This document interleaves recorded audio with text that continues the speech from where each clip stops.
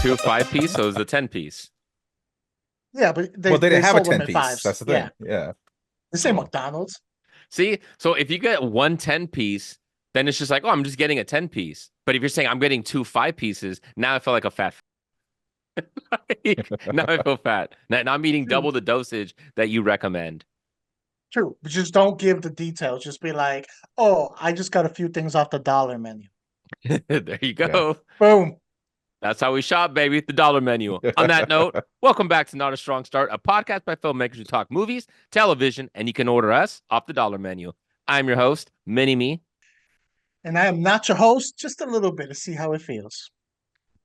And I'm your other guy, short and sweet. In this All week's right. episode, we are going to be talking about short films, the fascination with short films, and do we love them or not? But first, we're going to hit you with the current event. Oh, this isn't really so much of an event, but just a conversation that I saw earlier this week between Christopher Nolan and Dennis Villeneuve, and they were talking about their what they like to do, their style. Wait, what is it? Villeneuve? Denny It's Denis Villeneuve. Villeneuve. Yeah. I saw Dan mouth it as I was thinking it. I He's I French. go with I Yeah. go with the Hispanic Yeah. pronunciation.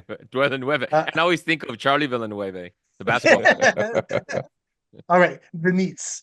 Yeah. All right. So Denise, and they were talking about their approach to filmmaking, which of course is very different between them. And what he was saying, his style is so when the first script is done, he actually goes in and he storyboards the entire script. Every single scene, he does it beginning to end. And as he's storyboarding, he's creating different things. Once he's done with his entire storyboard, he goes and he rewrites the entire script again based off of the storyboard.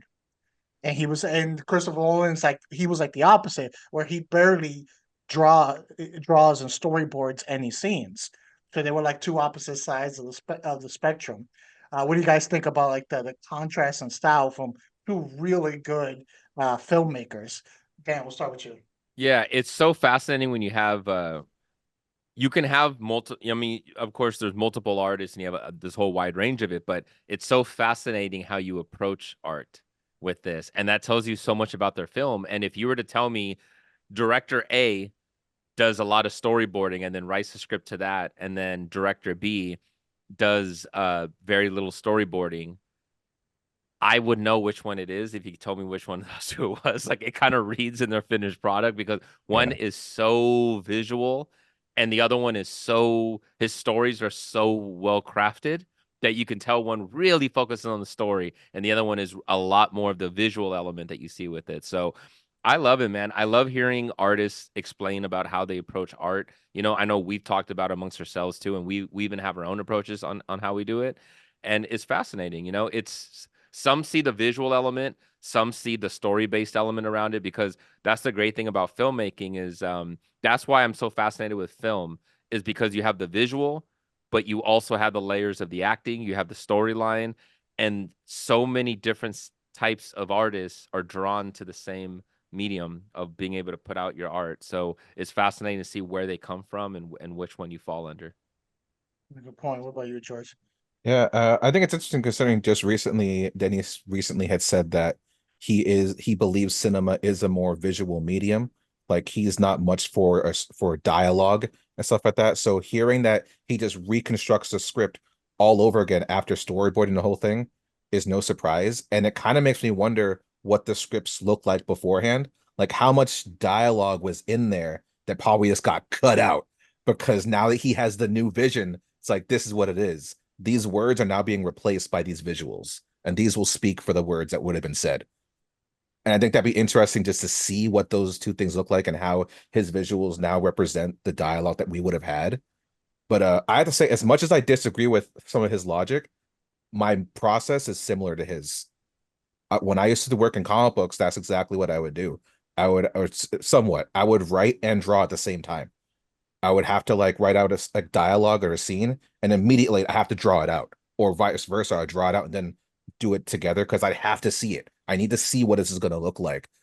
before I even get to some of the words. So it's fascinating that you said about how the element where, it's sort of like those mic drop moments, right? Like in a scene, you can have the visual elements, which is what Villeneuve does all the time, where you see like the boom, you see like you hear the sound effects, or you hear the music, and it's like, whoa. But then you have some like a Tarantino where the character will say like a mic drop moment. It's like, damn, that was a good line. So it really is, you see the difference between those. And when you sit down and actually watch the filmmakers, they tell you what type of artist they are easily when you just sit down and you watch it. And neither are wrong either. Not at Both are all. right. That's what's so great and beautiful about art, is that it's so interpretive on how you see it, right? Like it's just, yeah, it's just great. Sorry, Which Jose. is funny because I know there was a lot of slack being thrown his way when the quotes came out on basically preferring the visuals over, the content, the script, the story, like dialogue and things like that. But if you like listen to it, he wasn't saying that his way was better. He was just saying kind of what he prefers, what gets his attention more. He wasn't saying that that's the way to go. It's just visuals stand out to him personally more than everything else.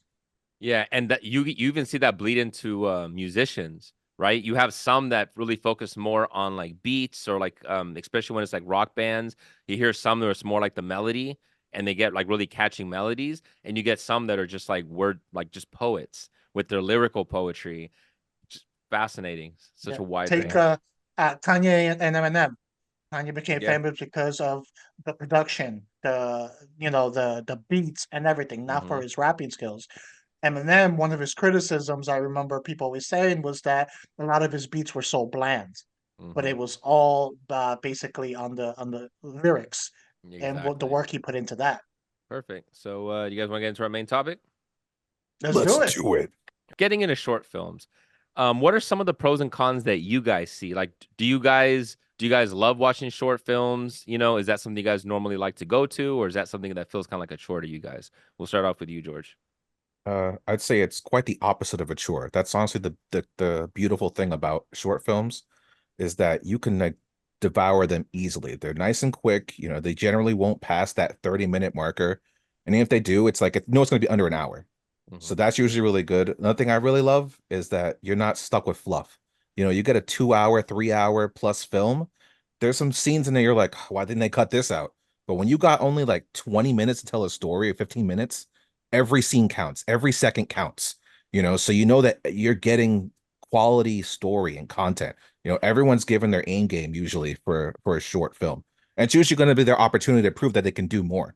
I used to run film festivals back in the day, and I loved going through the short films. It was the best thing ever. Having to watch like a 2 hour feature after like binging a bunch of short films, it's like, all right, gotta prepare myself. All right, Oppenheimer.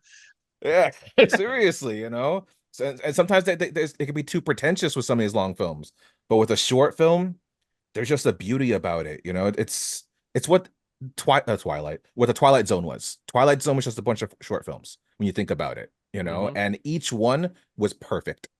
There's nothing more you needed to add to it. There's nothing you needed to take out. It was just this nice little morsel of entertainment. I enjoy watching short films. The only things I feel they're not I wouldn't say as accessible. They're not as out there for you to like recognize sometimes. Like I was looking through and I still slowly started finding more, but I had to search for these. It's not like major feature films where you see the advertisement, you see the trailers, you see the posters, so it's easy for it to find you. A lot of the short films, unless it's someone involved or someone that you follow, you have to find the short films. So I definitely don't see as many as I would like to for that reason. And then I feel there is pros and cons, to it. Just starting with the cons, since George did touch on some pros there. Starting with the cons is, it can sometimes suffer from character development because you don't have a lot of time to develop the characters. They tend to rely more on their story, their atmosphere, their concept, because you don't have that time to fully flesh out a character. Sometimes they can feel like an incomplete story. They can feel like an intro to something, or like a teaser trailer or a first scene, so they don't always have a complete beginning, middle, and end to them. And then this is more on the creators behind it. One of the cons to it is you have less time to hook the audience member when it comes to it. You can, in the future film, you can kind of, slow pace it a little bit for 30, 40 minutes before you can start hooking them in when you get to the second and the third act. With these, you have less time. You got to hook them quicker because you don't have that much time. Uh, Regarding the pros, when it comes to the product itself, it's easier to keep the concept fresh. Like George was kind of touching on, you can have a really good concept and it wears thin when you're an hour two.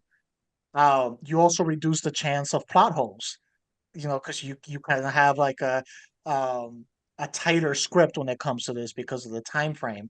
George mentioned the less fluff, and then um, when it comes to outside of the product itself, it's good to sell an idea. When you have, let's say you have this really good idea, you don't have the means for it. If you can create a short for it and you can sell that, and we've seen that happen with these shorts turn into big movies because the short itself sold them on the idea. And then also we've experienced this accessibility to any filmmaker. It's for the budgetary reasons, it's easier to do a 15, 20 minute short film than it is to try to knock off a 2 hour, movie where maybe you have to increase the scope of it. So, that's kind of the pros and cons the way I see them. Yeah, and the great thing about short films is that from a filmmaker standpoint, it gives you a much easier chance to kind of showcase what you can do, right? Because instead of just going, before you would have to go to film school and you kind of work your way up. Now with cameras becoming a little cheaper, a little easier for us to be able to get a hold of, we can start to make short films on way more lower budget stuff. You can edit on your personal home software, stuff that you can use. I've done quite a few short films. I've done the film festival route. They were awesome. It's fun. It's fun to go over there and see how other filmmakers interpret things as well. It's a great calling card. So if you're an up and coming filmmaker as well, and you're trying to showcase whether it's editing, whether it's even acting, directing, of course, you can showcase what you can do, and you can actually give them an actual you can actually give them a product that they can actually look at, that's tangible. So that's really fun to see. I love the fact that with short films, you're not stuck in a box, right? Like the idea. So from a filmmaker making a short film, you never go into expecting to ever make money off of it. It's really just to showcase what you can do, right? So it's some people go the route of, I'm going to show you a concept that we can stretch out into a feature film or a television series, or sometimes it's just, I just want to show you a really kick-ass idea and show you that I can do very stylized work.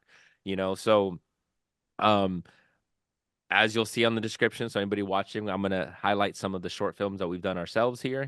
Please take a look down below. Please give us some views. Let us know what you guys think on it. But that's how Jose and I met. Is he was an actor on one of the short films that I was working on. And of course George, we met him through Famous Monsters. But the networking of short film is you get to meet and you get to network with a lot of other filmmakers, and that helps bleed and stretch and gets you onto other film projects, which worked in my history.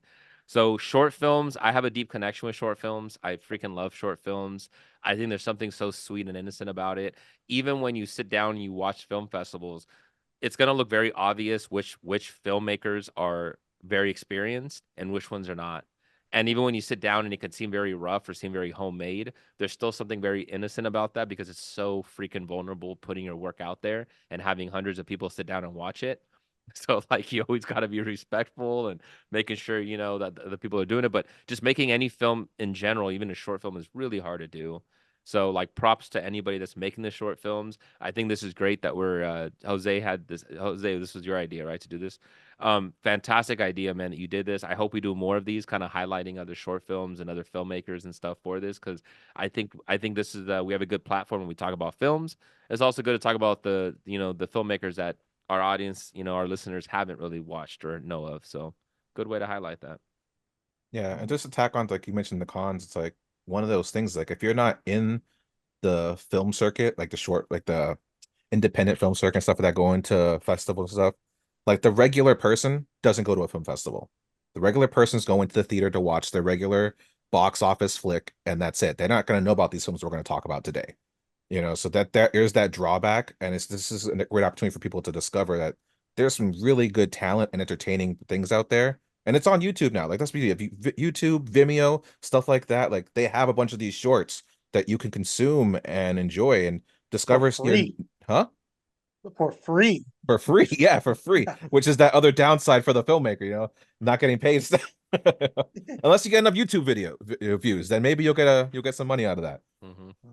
But it's like I remember growing up, I would never got to see a short. I didn't get to see shorts until I got older and started going to film festivals, and participating in them. That's when I discovered like, oh, you don't have to make a 2-hour film. You can make something smaller. All right, that's cool. Especially before YouTube, right? Like I literally Yeah. had to go to San Francisco. Like I had to go do the city and go to film festivals to sit down and watch like those block of like short films. And you have A, B, C, D, and E, and you try to pick the group of movies. I'm like, okay, that one sounds the most interesting. Like, okay, let me go watch that one. But like that's what I had to do before YouTube and all this other stuff. So once they launched it that way, I'm like, thank God, because I could sit back and just watch some of these, pop them in and watch them, and good experiences. It's the equivalent of, we did theater. It was the equivalent of your one act. Hmm. That's Yeah. what these short films. They're like your one act plays. Hmm. Yeah, So exactly. let's get into our first one. Yeah. First Do one it. we have here is called The Other Side of the Box. This is about a 15-minute film from 2018. It's directed by Caleb Phillips. It's written also by Caleb Phillips, but by Nick Tagg on top of that. Basically, the simplistic concept of this is a couple receives a mysterious box from an old friend that isn't just a regular box on that. Uh, George, let's start with you on this one. What were your thoughts on this film? Did Andy Uh, Samberg get in the box or Justin Timberlake? No, so wasn't Yeah, that in a box? Got not it. no, that Okay, kind of box. no, not that kind of no. box. All right. At least that we know of. Yeah. Funny thing about this one, Jose, is I saw this back in 2018 Mhm. when I ran Silver Screen Festival. This was a submission? This is one of the submissions. Yes. What? Okay. So I was very familiar with this one. As like I was watching, I was like, I know this title. Why does this sound familiar? I know these people look familiar. What? And then it hits me. It's like, okay, I've watched this. I know this movie. I So pushed you've this already forward. reviewed this. Yeah. This is one of the ones I believe I pushed forward. I can't recall if they won anything because it's been a bit now, but they were definitely a part of our film festival, and obviously it was for a good reason. Like I thought there was a really good concept. Honestly, this idea of this box is very simple. And you could have a box anywhere in your home to make this film, and just the idea that there was just a void of possibilities inside of this box. Now, for them, the possibilities was more drastic and deathly, and I thought it was a very good idea of like you have to keep looking at this thing. It's almost like the equivalent of like the don't go to sleep with Freddy, You gotta close your eyes eventually. You gotta look away. But this thing that's inside the box, if you do look away, it's gonna come at you. And I love that we never know what the thing does. We barely ever get to see it move. Like a lot of it is just happening off the side. So it uses that beautiful thing of our imagination. We have to like assume what's happening in the shadows of this thing. And a wet white dude, there's something creepy about that, man. I don't know what it is. Why are you wet? Yeah, there's no Wh- explanation Why are you of white? why they're wet. Why are you wet and white? Why are you? What about you, Dan? What were your thoughts on this Yeah, I'm film? like, damn you, Sean. He's just coming over bringing this box. Um, I wanted to know more of it. Okay, so I like the short film. Okay, so a lot of the same reasons why what George said. So I'm not gonna repeat it. Some of the things that stick out though, it's like as a short film, you know, there's different ways to approach it. Some people is like, I'm gonna give you a quick, short little something that makes you ask a bunch of questions and not answer them, and it'll get stuck in your head. And you're gonna want to come back and see more. Okay, but I see the short film as like a film. Like even though it's short, it should still be somewhat of a completed story to some extent, right? You can't just like, oh, I'm gonna give you an intro. but then like not give you anything else beyond that, right? Like we talked about, I think a powerful short film is something that even if it's short, even if it's an intro to like a bigger world, it should still be somewhat of a tight little storyline, even if it's very small, where you give us a little bit of a beginning and an end to some extent, even if you're bleeding over into a bigger world. I feel like with this one, it didn't really quite give us that because we ask all these questions about, okay, well, what is it? Why does Sean bring this? Sean's saying it's only her. You know, you have the question about, him and I'm assuming his ex, maybe, like there's a lot of questions that we're assuming, between these characters. And then it just like stops. And it's like, okay, but like what? Like, give us a hint of something. And I know that's the point is like, well, we're not going to tell you. It's like, okay. But I think to me, as like an effective short film, it should still be somewhat of a cohesive story of you get some ideas of something. Don't Damon Lindelof me. You know what I mean? Like with Lost, where you're setting me with a bunch of questions and you just skip out and run away and you run out on the check before you pay for it. Like you got to give me something. You know what I mean? Yeah, with this one, I felt the strength of this short was the atmosphere that it creates. Yeah. Yeah, the dialogue and the writing, it isn't the strongest thing around. The mystery of what's going on is what pulls you into this one. I really liked, especially like I like the touch of having it, kind of like mimic others because it added a different dimension to it. It's not just the physical danger of this entity that's coming out, but then you have that manipulation aspect of it. So that adds a whole different concept to it. This isn't just some mindless, entity that's in there. I would like to point out that is a terrible friend. It's clear they're Bringing not that, friends anymore. It's That's what I'm yeah. saying. And it makes it's you think that the other guy stole Sean's girlfriend, I'm thinking. That's what I'm thinking. It feels like a love triangle, kind of, because like that's what I got out of it. But I mean, they looked pretty cordial when he let him in the house, and he was like, "Yeah, I'll take this gift and everything." But well, anyway, but it was yeah, he was kind of hesitant though because they're like, oh yeah, yeah, damn, he's here. Like shit, we're gonna do it. Like he had to lie about the yeah, girl being there, you know. That there right. were there was definitely a love triangle there of some sort, yeah. and it did not end well. And Sean did something bad. He did something bad that they don't ever want to really be around him. Yeah, so yeah, terrible friend, ex-friend, Yeah. whatever it is. That some of the things that I really like that it did is I liked what they did at the point where he returned back to the house. I felt that was well done. Hmm. Everything kind of like slowed the pace a little bit, Good so it was pacing. creating that tension there. Putting the character in conflict at a certain part, especially if there's a situation where you always have to be, looking. What do you do when you can't look at everything at the same time? Now you've got the character in conflict, and that adds to the tension of it. So I felt in that aspect it was those parts did well. The acting and the writing could have used some sprucing up and a little bit of improvement, but on the directing standpoint, I think that was really well done. It makes you wonder Uh, about the viewing thing. You know, you said you keep eyes. Like, I wonder if mirrors work. If you set up like a bunch of mirrors, like, and you can still see it through the mirror, like, I wonder if it could still move or not. that's perfect because I think I felt with this uh, while it was okay in this format, I feel like there's room to expand on this one. One by adding a little more character development, finding out a little bit of those elements, like why is there this conflict? Make us care about these characters. When I was watching this, and it's because of the format, I cared more about the entity and what was happening, the mystery. Regardless, the characters were cannon fodder. Yeah. You, There you didn't wasn't care about the enough in two and there a for me. half? Nope, not at all. It Not two could and be a half. more. It could We're be being more. generous. It could be more, right? He Yeah. said three. She didn't agree.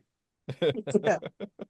But yeah, you can expand on that. You can also kind of do. I can see you do like a It Follows, where you have it always coming after them, no matter where they go, unless they're actually like looking directly at it. You can have the characters trying different methods, like trying through a camcorder, trying through a mirror, whatever it is, different aspects to try to kind of find a loophole. And then you can also explore a little bit like in the words of the wise Brad Pitt, what's in the box? Yeah. You know, we can find out and explore that. So I feel there's room here to expand. Dan, what do you think? This is it good in this format, or do you feel like it's one of those that might improve with expansion? So I'm under the belief with short films that I like them to be their small entity and exist within. Like I don't like seeing short films with the idea of like I'm going to give you something so that way we can expand upon it and make it bigger. I think it's a very smart move for filmmakers to do that. But how I rate short films is as its own thing. Because oftentimes when you get something that's really good, like Lights Out, like that short film, and then they go and they make a feature about it, you stretch it out, and then it's just like, man, you shouldn't have done that. I felt like with this one, if they would have just given me one little tiny hint, of that, I'd be like, great, perfect. A little bit of the lore, or at least where Sean got it, or something. I just wanted one little tiny hint of something. But I felt like if they would have given us too much, you sort of peek behind the curtain, and I think it's too much now. And with this very interesting premise that they had, I really love the ending. It was a very cool visual, as it turns off the light with the hand. I thought that was a really great way to end it. I liked it in its current form, so I leave it at that. Yeah. George, what about you? Yeah, I pretty much have the same thing in my notes. I feel like if you were to stretch this out, it still would be a short. It wouldn't be a feature because it was under what 15 minutes, I think. Hmm. Right? This It, it wasn't long. It was like it was like 14, I think. 14 and a half, Yeah. 14. I wouldn't want a full feature of this. Like if I still short, maybe 45, maybe 30 minutes, 45 minutes, you know what I mean? Just to elaborate on little things. Like one of the things that I had questioned while watching it again was the box. And if the thing came from inside the box, how do you get it inside the box? How do you get it back in there? Because you gotta look at it. Can you touch them? It's okay to touch this entity and the other entities. Because I if you would have thrown can, something at him just to test things out. yeah, you know what I mean? Like there's a physical aspect that I'm curious about because he had to get in the box somehow, right? That's the thing that kind of just bugged me for a bit. Sean got it in there, right? Like you had to get Or it did Sean back in just the buy the box. box from like the black market? But he Like knew though, right? Because even Yeah. he said, "Oh, well, it didn't talk to me, so it made you seem like you interacted." But it's like, well, then how did you get it back in the box? And yeah, and that's the same question that I had. I'm like, it wasn't so much that I need to know the lore about the thing. It's more Sean. Like that's the question marks that I had. It's like if you interacted with this thing, how did you get it back in the box, or how did you mildly succeed, or something? Like I needed yeah, something out of this. yeah. Especially when he found out that the girl was left alone. You'd figure he'd be like, "You have to do this, do this." Like, that would have been really good. I think that would have been enough for me if he yelled Yes. on the phone like, Yep. "You have to do this," but he already hung up and he's One line of driving back to try to dialogue. save her. You One know, line of dialogue, just something like that. That's right there would have been like, okay, cool. I got what I needed. All right, before we move on to the next one, out of the five that we're going to be talking about, where does this place for you guys? For me, this was probably like third place for me out of the five. What about you, George? Where was it for you? that's number 4, so not too far off. Okay, Dan. I had three, so Okay. right in All the right, middle. so we're all about the right spot. Hey everyone, let's take a moment to talk about where I've been getting these new Not a Strong Start t-shirts from. Head on over to itsnas.threadless.com, the only place where you can get Not a Strong Start merch, whether it's our newly designed mascot or just your favorite movie logo now with some Nas flair. You can rep your Nas love on tee, hoodie, mug, rug, and so much more. So get yours today. Just click on that link below and have yourself a strong start. And not a strong, have a not a strong start, have a start that's strong, but not so strong. You know what to do. In the next one, speaking of things inside of things, we have Remains. This is an 11-minute film, so a little shorter than the other one. And this one's newer. This one's for 2023 from last year. This was written and directed by Dylan Clark. The storyline around this is basically a mother brings home the ashes of her infant son and starts hearing the cries coming from the urn. So, George, we'll start with you on. No, actually, we started with you last time. Dan, we'll start with you this time. What were your thoughts on this film? So this one, the premise was very interesting. I really liked the crying sound. You felt the sadness from the mom. So you could see the emotional connection with no dialogue having to be said. So I like the emotional connection that we felt right away. Um, the demon thing that was like behind her and like you see like the hand, like there was some cool visuals. I just had so many questions though with it that I didn't really feel like it got answered. That was my only downgrade to this one, where I was like, okay, I didn't really quite get it. Like, she brings home the ashes of her baby. You hear the crying, and then there's like a demon attached to it. But like, why? Like, unless I missed it in the story, I didn't understand it. Like, was the demon, I mean, was the baby possessed somehow? Was it somehow taken by like some sinister demon thing? Like, I don't understand how the demon was associated with the baby's urn and ashes. And then her taking it downstairs, and then you keep seeing the red and blue like flashers. Like, I wasn't quite getting some of the visuals. And I'm sure the story behind it, it didn't read to me on the first viewing. Okay. See, I saw this. I think I saw the film a little bit different than you did in interpretation, at least. So first of all, like what I really liked about it, um, the first of all, I like the from the start the lighting.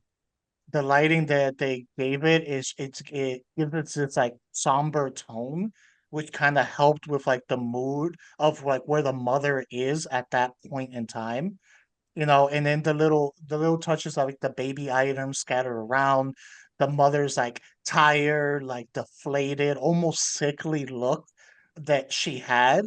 Um, it paints a scenario of like the freshness of the trauma without any exposition at all that And the the mom is going sign, the, through. the "It's a boy" sign that he's still Yes. kind of saying hanging was a great visual.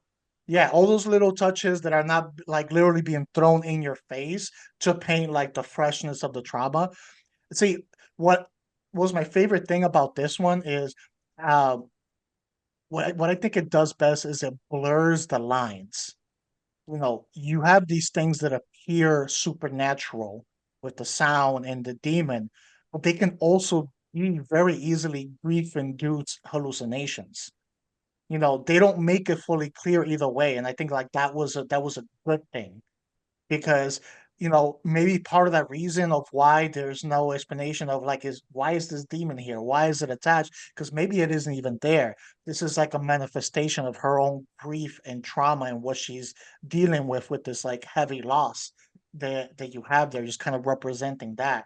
I really like the image in the basement where the entity was holding the urn, but only the urn was in the light while the Hmm. entity was like fully like in the shadow. You could just see like a slight silhouette of it. I thought that was cool.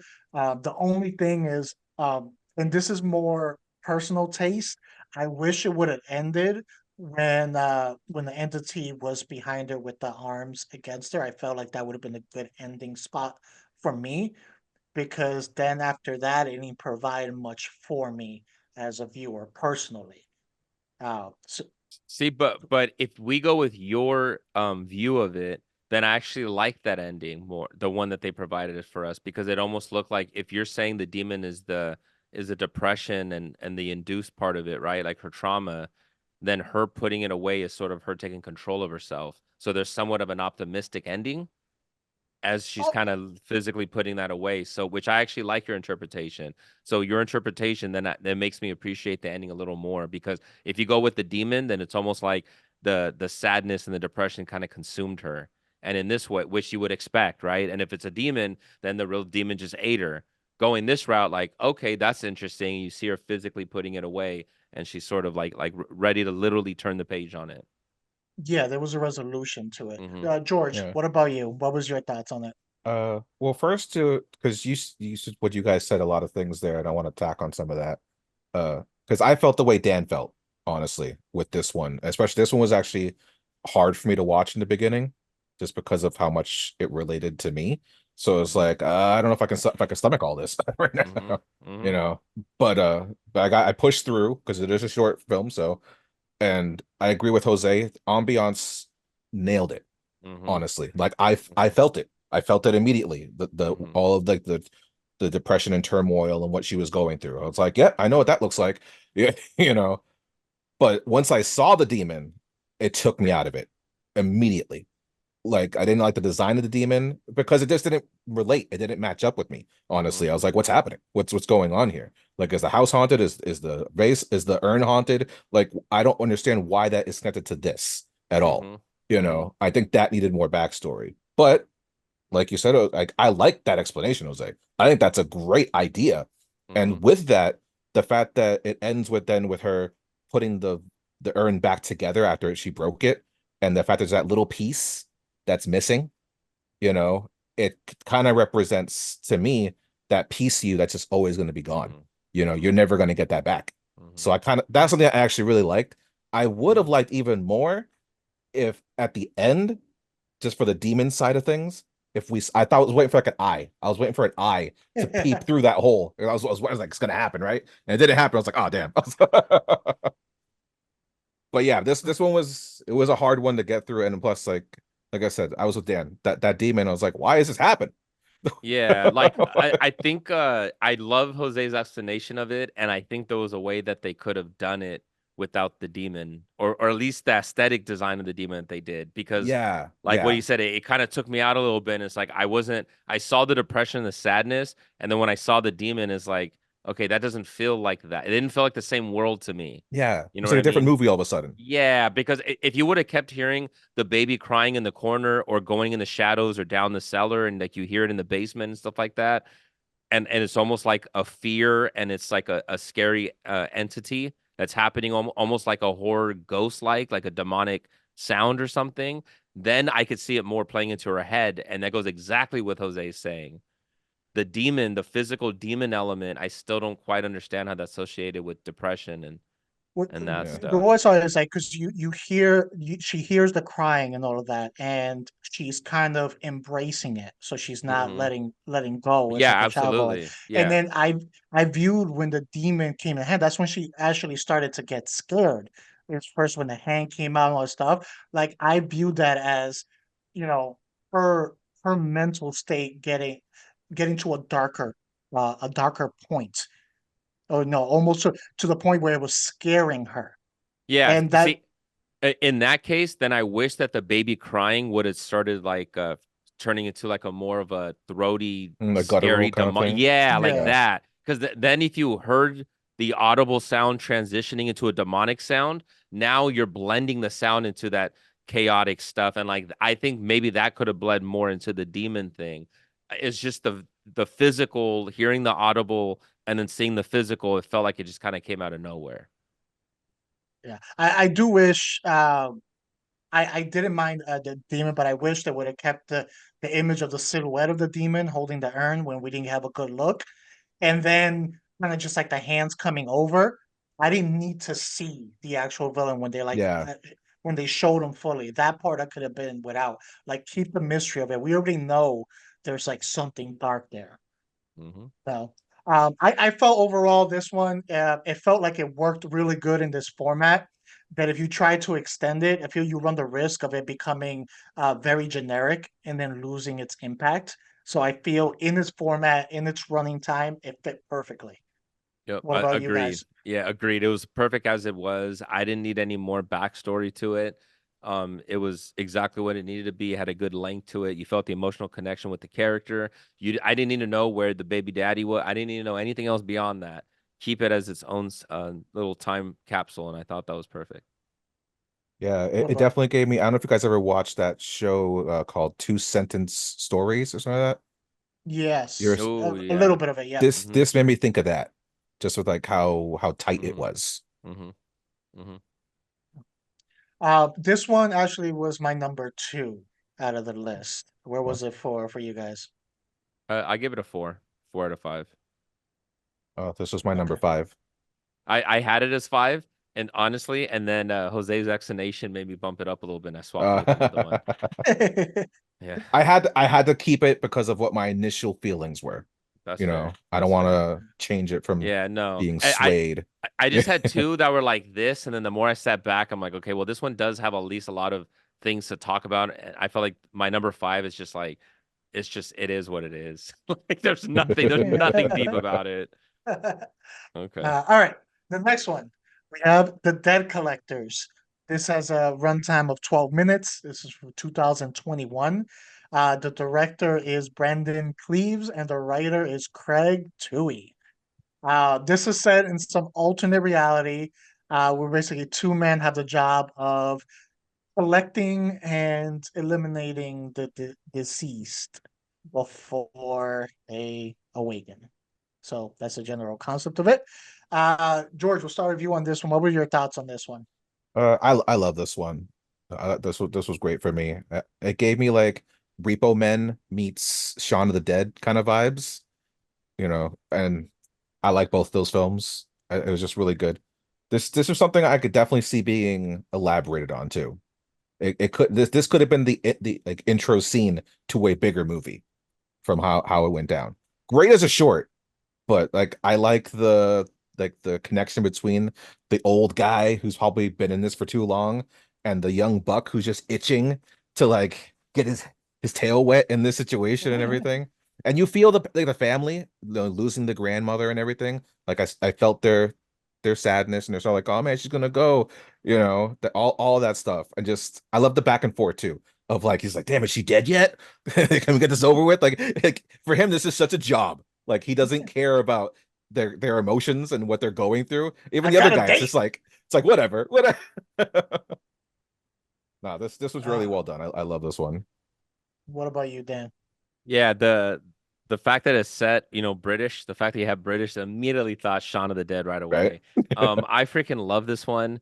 This one was the one that I said, okay, this one I want to see expanded on. It felt like a British series, where typically you have maybe 2 seasons at most, maybe 6 to 8 episodes each season. That'd be like the perfect amount. And then at the end, then they do like a movie. They always do that with like The Yeah, Office, the yeah. British The Office and stuff. I thought it would be perfect. The whole juxtaposition that you mentioned about you have the grieving and you go back to them where it's just like, dude, like let's go already. Like I'm ready to go have a beer or something. Ready to go have a pint at the bar. I thought that was great. And even the guy, shooting himself in the throat and he's choking and stuff at the end. It was great, man. It was very well paced. This one looked like out of all of them, in my opinion, this one looked like the most professional, like from a Yeah. production Yeah, standpoint. Like very this one well looks polished. very well polished, very well lit, very well edited. The everything about the cinematography was very clean. The editing was very clean. I felt like I was watching this and it was like on the BBC. Like it felt like something like that or something that's on HBO.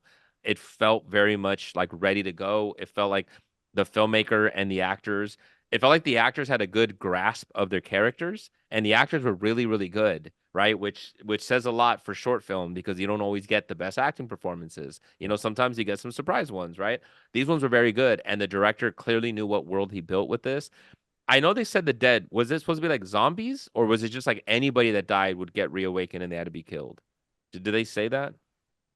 Kind of hinted at that it might not be 100%. They were like, you have to make sure that they're gonna Yeah, reawaken. Yeah. that's what made me think maybe kind of zombie-ish, or at least to Yeah, some extent, I some thought Yeah. modified zombies. Yeah, version. it seemed like zombies. Yeah, Yeah, for sure. yeah, Yeah. yeah. It Because seemed like you like kill them too zombies. early, then it's murder. This actually was not one of my favorite ones. In this, I did feel it was the most well polished overall, so I do agree with it with that aspect. It's an interesting concept, kind of like Men in Black, but with like zombies instead of like aliens in a way with like this whole organizational. There's a dark humor to it, which I tend to like dark humor. The thing about this is kind of how you felt about the first one, Dan. This felt incomplete. Like it could have used more. It felt like it was the intro to something, not a complete story, and that's why I ranked this one lower than it. It felt like if I was watching a sitcom, this would be what you would see like before you actually get into the episodes, like the introduction, like to it. Um, I would say in this one, definitely would like to see it expanded, find out a little bit more about the organization, the scale of the problem overall. And I feel like this can possibly work as kind of like a buddy cop British like TV show where they're going around different situations, maybe kind of like a Reno 911 like type show like that, where you're just seeing them like going to all these different cases and incidents, or there's this other show, something like paranormal. That's a comedy. I think it's from like New Zealand or something like that. Mhm. That's also really good. I can see it in that concept. In this format, for what it was, it didn't feel complete enough for me to like really be on board as a short film. Yeah, I question Jose, if the guy had died, how would you have felt then? Like if he had That pro- if he had choked on the gum and the guy didn't save him and he just took him out instead, would that that probably have would have been? changed it. Yeah, Yeah, because that kind of would have been a conclusion to like his story from like right. being eager, not having any sympathies, and then being on the other end of it, and that would have given it some kind of conclusion. It felt like no conclusion. They were just like, all right, well, here we go, just go about our night.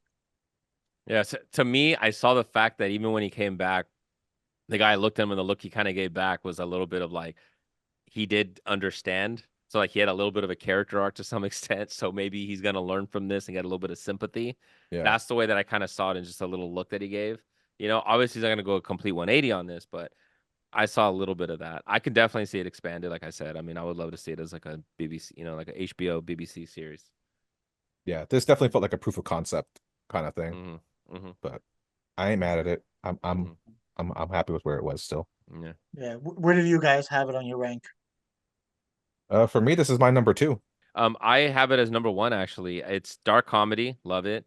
British comedy, love it. Um, dark horror, like dark comedy like this, love it. Like I love the world that they set up. It made me want to watch more of it. So it wasn't super high concept, but I liked the characters. It felt believable to me. And when I watch short films, I rank it more on the believability on it. Does it feel real? Does it feel like a real movie or a real show? Is how I see it. And this one absolutely did. And it would do something that I would watch. Yeah, I had this as my number four. If there was a little more to it or a little bit more of a closure to the story, then I probably would have put it higher because the quality was there. Hmm. Um, Okay. all right, going on to the next one, our second to last one. We have the longest one out of all the ones, and that is Stalled, a runtime of 20 minutes. This is the sci-fi one that we had in the group.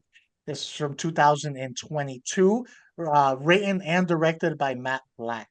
Uh, Basically, simple concept: guy who's a bit of a dick gets trapped in a public bathroom on the way to a meeting and ends up in a time paradox. So, again, we'll start with you on this one. What were your thoughts on this one? Yeah, this was funny because even the character had they even had an arc, right? Because even he Yeah. realized, man, you really are a dick. Like it's him realizing, and you could tell like something changed, almost like if you see it as like a Christmas story, right, or a Christmas Carol or something like that, where you're waiting for the character to get the revelation or to kind of break the trend, like Groundhog's Day almost. Yeah. It felt like that kind of like changed it a little bit. And I put down like, Back to the Future in the bathroom. Like that's kind of what it felt like. It was great. The filmmaking was solid. The acting was good. I thought he was a little overacting the very, very opening of the scene, where you hear it kind of going off from like, but then as it picked on, his acting got really good. It was a very interesting concept. I love time traveling, stories like that. It felt very Bill and Ted-ish, like it felt like it had a little bit of that kind of feeling to it. I liked it a lot, man. It was very interesting. I felt like the 19 minutes was a little too long, in my opinion. I felt like it could have been cut down to maybe about 14 minutes, 13 minutes. If you would have done something like that, I felt like it would have been very much more impactful, and you could have done like more quick cuts. So if you would have done like, we kind of got the premises and then just, a lot of quick cuts, Jason Bourne kind of quick cuts between stuff to kind of speed the stuff along, you could have cut down the runtime a little bit on it. I feel like it would have made it a little more impactful. But overall, I really enjoyed it. Yeah, good one. What about you, George? Yeah, I definitely agree with that too, because there could have been something really interesting with the opening and closing of the doors of the stalls.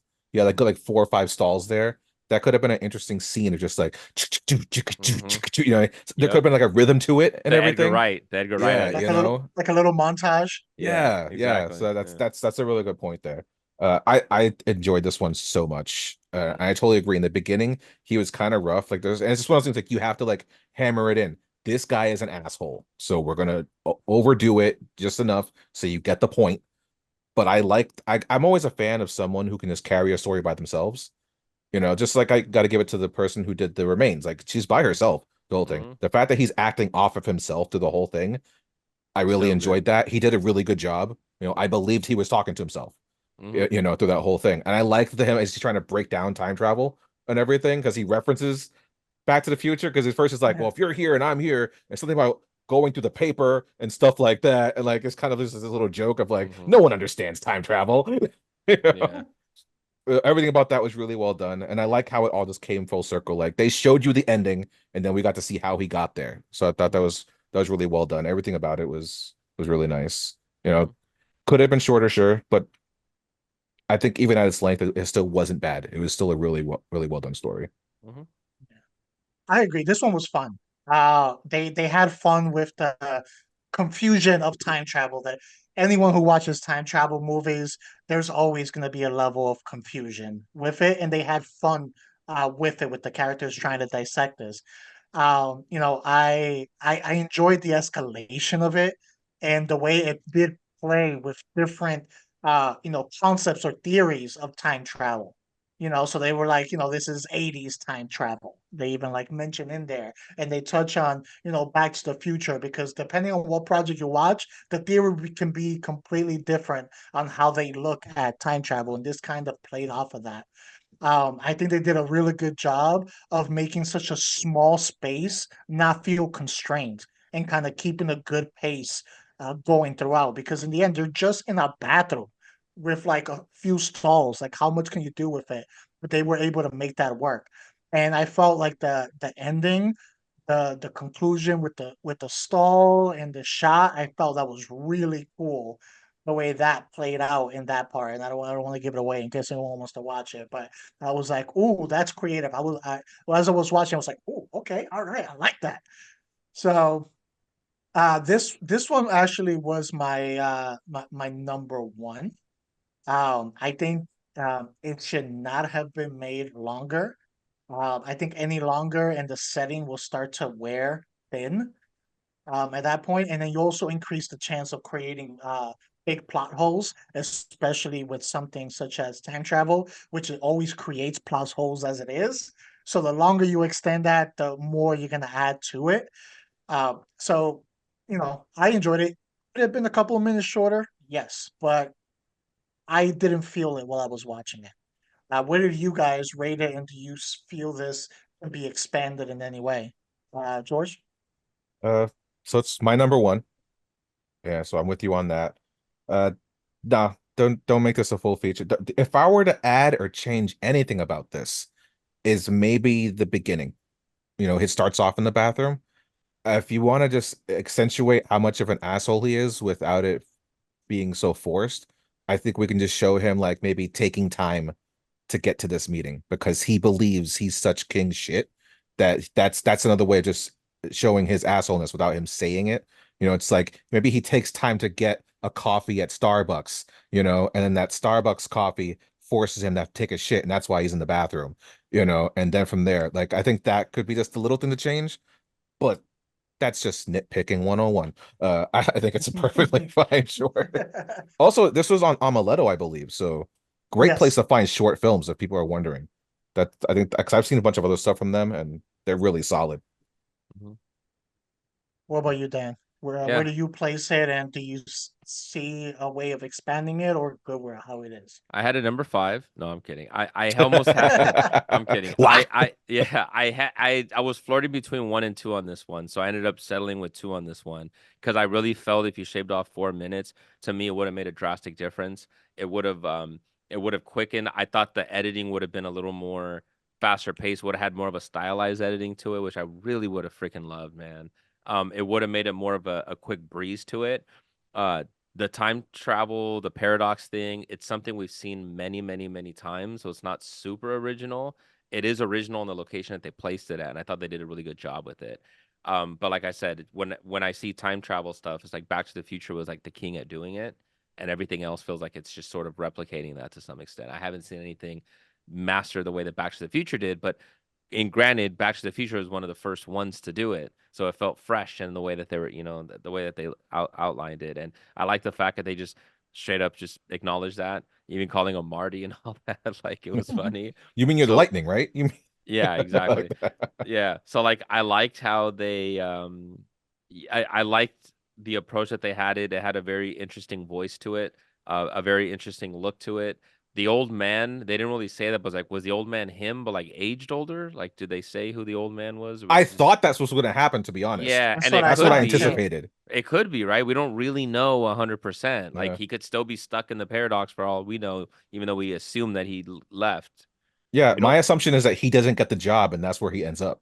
could be, yeah. Humbled. Yeah. Yeah, he could be, right? So it was interesting. No, they should not have expanded at all. Like it was enough as is. So good as Yeah. is. This is the exact reason why I do not take shits in public bathrooms. This is the This That's exact it. specifically, this is the reason. this is This this specific reason. Yeah. All right. I don't no. want to end up in the time paradox. Yeah. See, this is a reason why I do shit in the public bathroom because I do want to end up in a time paradox. I want to see multiple me. Well, see, I Yeah. learned if you shit really quick, you can avoid it altogether. It's okay. That is true. That is true. Just squat. Don't even sit on the toilet. Just Yeah, it squat. says hot, hot, and then that's it. You're out. A guy You gotta stole the watch the urinal. splash if you squat though. Yeah, exactly. No, I just let it roll. I let it roll down the side of the. The video he sent. That's too loud, man. You gotta let it hit the side and drip. The side dookie. Going to our last one and our shortest film that we have on here. We've got The Changing Room with a running time a little under 5 minutes at like 4.5 minutes. This is from 2022. Simple concept: a woman trapped in the changing room, and there's something in the mirror. Uh, no, George, we'll start with you on this one. What were your thoughts? I really like this one a lot too. This was a nice little add-on for all this. There were some questions in there. At first I did think that she's gonna steal some clothes. Like, is she bad? Because you get this ambiance that something's weird about this place that she's at buying clothes. It's not like it's like a chain store. It seems like a thrift store almost. I see like the skulls hanging around, and like the place that she goes for the changing room. It's not even like an obvious changing room. She goes down like this dark corridor that's supposed to be closed off. Yeah, But the it thing I literally love, says "Do not enter." yeah. But the thing I love the most was that changing room, having those mirrors side by side and creating that infinite mirror. The way they handled the visuals for that, I thought was probably the best visuals out of all these films that we watched. I really liked that a lot, and that this entity that was hanging that comes out of nowhere, and the way that her paranoia is building from the thing that's coming through the mirror. And I think the incorporation of the using the cell phone and technology, it's a little bit of everything of how you can view this scene in this moment. I thought it was really good build up in a nice, quick, short period of time. What about you, Dan? Yeah, I thought they did a very good job with the short amount of time that they did. I love the fact that it was this short, that it was a quick little breeze in it. It was just basically like here's a quick little scare. It's almost like when you watch like the opening of a horror movie and like before the main title hits, it felt like that. Yeah. And I say that in a complimentary way, not as a way to dig it at all. I thought it was really interesting. Um, I felt like the whole dual mirror thing, like although the visual element looked cool, I've seen this in like Black Swan. I've seen this even in the movie Us. Like I've seen it a bunch. It even resembled like The Ring when the thing was the creature was crawling out. So Yeah. I honestly didn't say anything super original about this. I felt like it was like a calling card of the director to kind of say, look, I can do this. Like I want to do horror films. So that's what I got out of it. I didn't really feel like a story out of this one necessarily, but that's okay. I didn't feel like it necessarily needed to. That's the great thing about a short film is that it doesn't have to be a whole actual story film. You can just kind of give us like a good scene. And that's what this one felt like. So I liked it. It was cool visuals and elements and stuff like that. So I felt like the director got what he needed out of this. I just wish there was a little more originality to it. I wish some of the visuals were a little more something that I haven't seen before, or even like a really, oh damn, that's really cool, that's really unique moment. So this one, I did enjoy it. It was the shortest one, so it was a really quick watch. I'm with George. I like the mirror effects, and I really like that the majority of the mirror effects were practical. And I feel like Yeah. that was really well done because that's the director getting very creative and not just because they could have easily just relied on visual effects for the entire thing. But the fact that they went practical using two-way mirrors and putting the cameraman behind one of the two-way mirror, that way they can get that shot where you see her reflection, but you don't see the cameraman there. I thought that was like very well done. Um, we've seen a lot of mirror scenes in horror, but I did like the entity kind of moving through the infinity reflections because we've seen things come through mirrors and kind of just be on that other pane, but with the infinity mirror effect, kind of seeing it slowly progressing like it was like a tunnel and stuff. That's not something that gets done a ton, at least that I've seen personally. In that within the first 2 minutes, they were able to create tension in there. And I think the choosing that setting, such a claustrophobic setting of you being in this dressing room and not being able to get out, and there's something coming at you, and there's really no escape anywhere. So that tension, right there from like minute two all the way into the end was there. And in that type of scene, that's what you bank on. We don't know who this woman is. We don't know what she's going through. There's no huge elaborate story. So in this type of scene or short film, you hinge off of the tension and the creepiness that you can create. And I felt they were able to do that effectively, and the setting helped and all of that helped. So I did enjoy this one. I think it's fine how it is. If you try to expand it, then it really isn't gonna uh it, if you try to expand it, it's like how much can you do with a dressing room in this like random creepy hallway? How many people are going in there? There isn't enough there. It's not like an item that can be portable. Like if it was the box at the beginning or the urn that can be portable. This is one single location in a very random place. I feel this is the only format that can work in. Um, no more I think about it, I moved this up to my 4 and I moved that collectors to my 5. Um, and this will be my 4. Yeah. What about I was gonna say like so if you expand it, like if you were to say, oh, give us 2, 3 more minutes, right? And you give us 2 or 3 more minutes of the girl's backstory. Well, the backstory has nothing to do with the scene. mhm, And Yeah. even like her death at the end, which by the way, the ending was really cool. Like I thought that visual was probably my favorite, was the very end shot, how they got her. But like adding any more story to this, it doesn't have anything to do with the story. So it really doesn't make it like it would literally just be adding more fluff to it that's so unnecessary. So you really can't expand it unless if you just no. want to know, I just want to know more about the creature and the monster thing. I just want to see more of it and have a horror movie of just this monster. Like that's the backstory, sort of like The Ring, where we're gonna see where it comes from, and like that becomes the mystery and what we're trying to solve. Like that's the only way you can really expand it. But I kind of Yeah. like that as is. But that wouldn't work for this because I I mean, at agree. least the way I saw it, if you Yeah, guys saw it differently, I didn't see this as an entity or a creature. I saw that as the last victim. And then now she becomes the new person in the mirror to get the next person. that's Because what when it you looked walk like to in, me. Yeah. Yeah. you see like Yeah, the boots and you see the clothes. So this is yeah, like a cycle where each victim becomes the new yeah, perpetrator yeah. type That's what it aspect. looked like to me because she even kind of died essentially the same, right? What it looked like the Yeah. other one kind of did as well, like the hanging. Yeah. Yeah. George, what were your thoughts? The only way I could see to elaborate on it, honestly, would be like it's the location. The location's haunted some way, Indian burial grounds, shit. You know what I mean? Like maybe as she's walking up the stairwell, there's like a box of newspapers that mention something, Mogwais. historical about They're the just place. Mogwais sitting Mogwais, in a yeah, corner. Yeah. yeah. The Mogwais are in the newspaper. You know? But that's more than you need, honestly. For me, you can't elaborate this truly. What this is, it's like you said, Dan. This is a director, a filmmaker just showing like, hey, I can do this.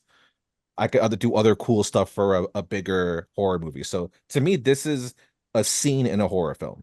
Let's say the horror film is The Grudge Part 5, so the entity of the Grudge has followed them into this dressing room, and this is how they're deciding to kill them in this dressing room. You know what I mean? That's as far as I think it goes. But as for what it is, I think this is perfect. You No know what more, it no would fit less. in? It would fit in a kill scene for what's that movie? They made an American remake, Mirrors, which had Kiefer Sutherland. Okay, Mm, yeah, It would fit in that. Like yeah, it would be a mm-hmm, cool death scene in like something like that. mm-hmm. So, all right. So yeah, so I think for me that this is why I put it 5, just because in terms of The other ones, like as we talked about it, even though Remains, I had questions and like, okay, the demon didn't quite hit. I really love the sympathy, the emotion of the main character. I felt like a character to me. It felt like there was character development, character storyline to it. So there was depth to it. I felt like with this story, out of all five, this one had by far the least amount of depth. It was just, here's a kill, here's something horrific, that's it. Nothing about the character. I didn't feel anything about her at all. She wasn't even a real person to me. She was somebody that just died on screen and was like scared of dying, but like that's about it. I got no depth of the character. And that's why as I rank my short films, to get the hardest thing about filmmaking is not horrific shots.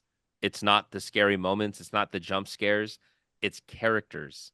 Like really solid filmmaking is you cast good actors, you write them good lines, but it's understanding the pacing, it's understanding the camera, it's understanding letting them chew into the scene, the way you light it, the way you set up the camera angle. There's a lot of things that go with that, and it's adding depth, and that to me speaks more volume of the filmmaking and a director that understands and is more ready to pick up a feature film is when they understand that and they have depths to these scenes. So that's kind of the way that I ranked them, was which ones had the most depth and which ones felt like the more realistic world to me. And in this one, it felt like exactly what we said. It felt like just a kill scene. I will say I had it ranked at number 3 Mm. because I did like how it was shot. I think they Mhm. did, like Jose said, like the fact that it was practical. Like I thought they did a really good Mhm. job with it. It was handled very well. Yeah. I believed her level of being frightened. Mhm. Like Yeah. does she have the necessarily the sense of depression and such as the mom did? No, but her fear felt genuine, I think, for the Mhm. moment. Just different emotions, different situation that she's in. She Mhm. didn't get much to say in there, but everything she did say, She it screamed felt, yeah, she screamed it, yeah. it. But it felt real. You know what I mean? It Yeah. didn't feel like it was bad, Mhm. and it felt today, it felt modern. Fair. Like I said, when she grabbed her cell phone, the fact that's what a young person today would do. Their Mhm. their first thought is like, I'm gonna get my cell phone out, you know, and and use the camera. That's gonna help me. That's their logic. I was like, yeah, I've seen kids do this, you know. Mhm. So it's just like, all right, yeah, I'm with it. I feel it. This is legit. This is So yeah, again, we're gonna. I think you know what short films I think we should do, Jose, that we should feature on our bottom. I think we should do HiFi Halloween, just kind of give people a little bit of so to let them see a little horror short that we did. And of course, I'm gonna do 2 Minutes to Kill, man. I gotta have the dark horror thriller that we're gonna have yeah. down Let's there. do it. So Let's go ahead do and it. see on the bottom. You get to see Jose acting in both pieces of that, and get to see his scary eyes with HiFi Halloween. But on that note. Thank you for watching another episode of Not a Strong Start. Please like, subscribe, comment, share on the YouTube channel, Not a Strong Start. You can listen to us anywhere you listen to your podcast. You can follow us on Instagram and Twitter, Not a Strong Start. I'm your host, Mini Me. You can follow me at King_Sangre, and I should have called myself Mini D, but missed opportunity. Yeah. Missed opportunity. That's what she Hey, said. you had to expand on that. Yes. Uh, uh, I am not your host, just a little bit, see how it feels. And you can find me at This Is Mi Nombre on Instagram. And He I still am got the him other guy. married. I'm your other guy, short and sweet. You can find me at Nicolopolis. That also got him married. I'm just short and sweet. You're like, let's put a little bit, let's see how it feels. And then flash forward, and now you're getting married.